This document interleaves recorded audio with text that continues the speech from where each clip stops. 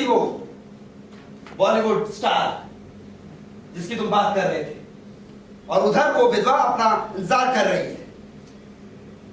मैंने जब लिखना शुरू किया था ना गड़गड़ सूफी, तो उस वक्त मैं ग्वालियर के छोटे से गांव में बसता था। अपने लिखने के तरीके पे, अपने प्लॉट्स पे ही गौर किया करता था। कुछ एक पब्लिकेशन ने मेरी पीठ भी थपथपाई, लेकिन बाकियों ने मेरे लेख को कूड़े में डाल दिया। ठीक ही था। फिर मैं दिल्ली चला आया। यहाँ भी वही दर दर की खाक छानी, कहीं से कोई कामयाबी मिल ही नहीं रही थी कि तभी वो दिल्ली में वो गैंगरेप हुआ और उसके सबसे खूंखार कन्विक्ट को छोड़ दिया गया। मुझे लगा कि मुझे मेरा हीरो मिल गया है।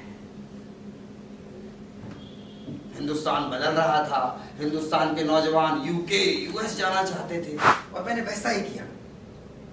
और परिणाम, मेरे अंदर से साहित्य फूट पड़ा। मैंने अपने बारे में ही लिखना शुरू किया।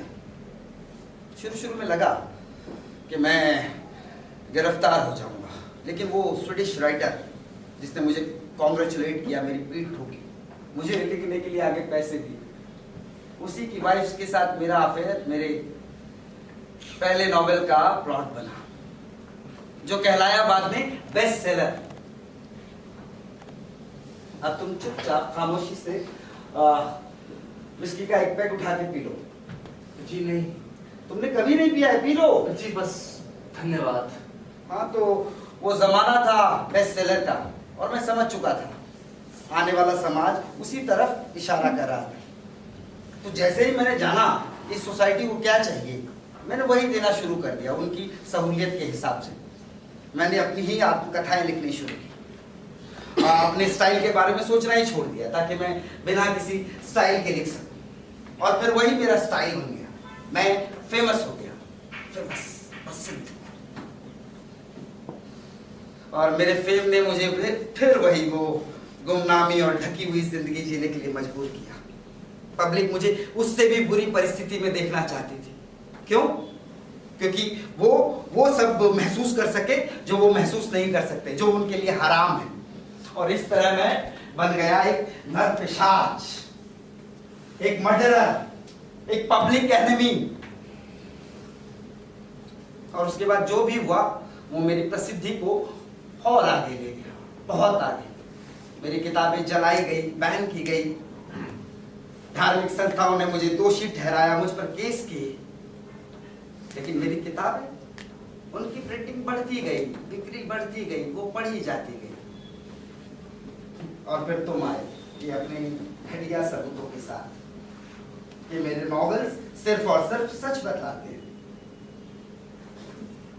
तुम्हें क्या लगता है कि इस दुनिया की किसी भी अदालत, किसी भी सरकार के कान पे जूं तक रेंगेगी इस बात से? तुम्हें क्या लगता है तुम पहले आदमी हो जो इस परिणाम पे पहुंचा है? इस देश की तमाम औरतें, बीवियां, बच्चे, बेटियां, हस्बैंड, वाइफ सब हाथ जोड़ के नजरें झुकाए गए हैं एडमिनिस्ट्रेशन के पास, अदालत में, और क्या हुआ? मेरे खिलाफ जो भी केस था सब खारिज।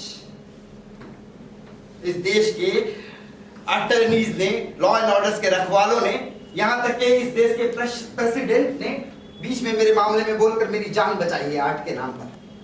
मैं आर्ट के नाम पे धरोहर हूं, गड़गड़ सूफी, और तुम एक बेवकूफ आदमी जिसने अपनी सारी जमा पूंजी इस टुच्चे से इन्वेस्टिगेशन पे खर्च कर दी, और जिसके लिए तुम बस सजा के पात्र हो।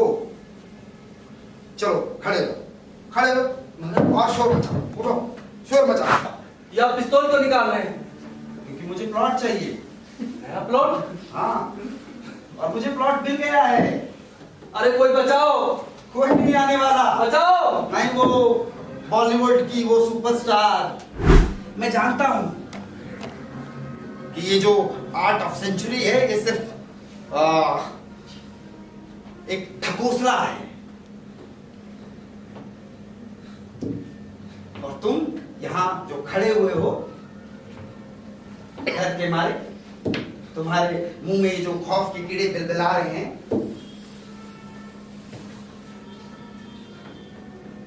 मुझे माफ कर दो। माफ कर दो। आर्ट की फील्ड में माफी की कोई गुंजाइश नहीं है गड़गड़ सूफी। चलो चलो। मैं हर उस चीज की कसम खा के कहता हूँ कि मैं दोबारा फिर कभी नहीं आऊंगा जिससे मैं प्यार करता हूँ। ये बंदूक मैंने तुम्हें जाने देने के लिए थोड़ी निकाली है।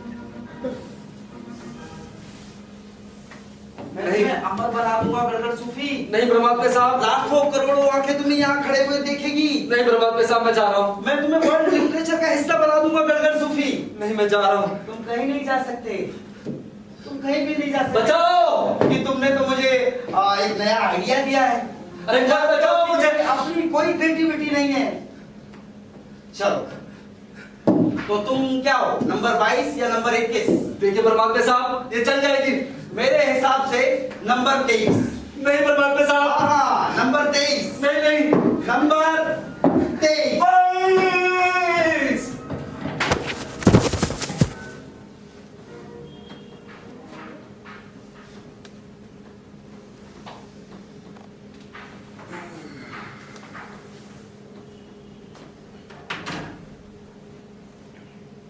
जमील। हाँ सर। मैनेजर को फोन करो, देखो वो तुमने जिसे भेजा था वो खिड़की से कूद गया। बात हो गई है सर। वो बेहद माफी चाहता है आपसे कि आपको तकलीफ उठानी पड़ी। और वैसे वो आदमी गुलाब की झाड़ियों के पास कुचले हुए सर के साथ पड़ा हुआ है। हमारे लिए अच्छी बात यह है कि उससे किसी और को तकलीफ नहीं पहुंची। देखना आप मुझे कोई डिस्टर्ब ना करे। Yes sir. और ये सूटकेस और ये सारे हटाओ, ऐसे फाड़ के फेंक दो।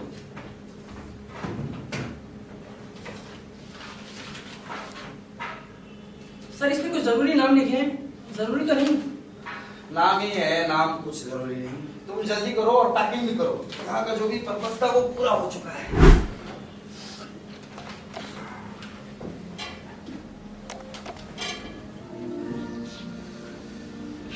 मैं इस पल, इस लम्हे, इस वक्त अपना बेइंतहाई फर्ज समझता हूँ कि आपको इस अजीबोगरीब, खतरनाक, खूबसूरत लेकिन फिर भी सच्ची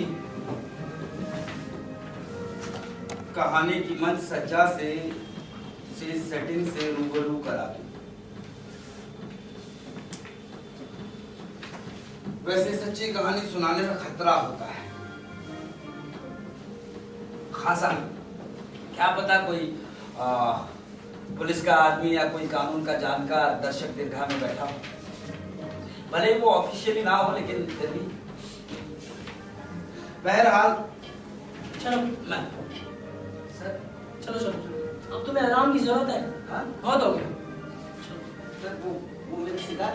और बड़े डॉक्टर साहब देंगे ना। चलो सर अब वो तुम्हें आराम की जरूरत है।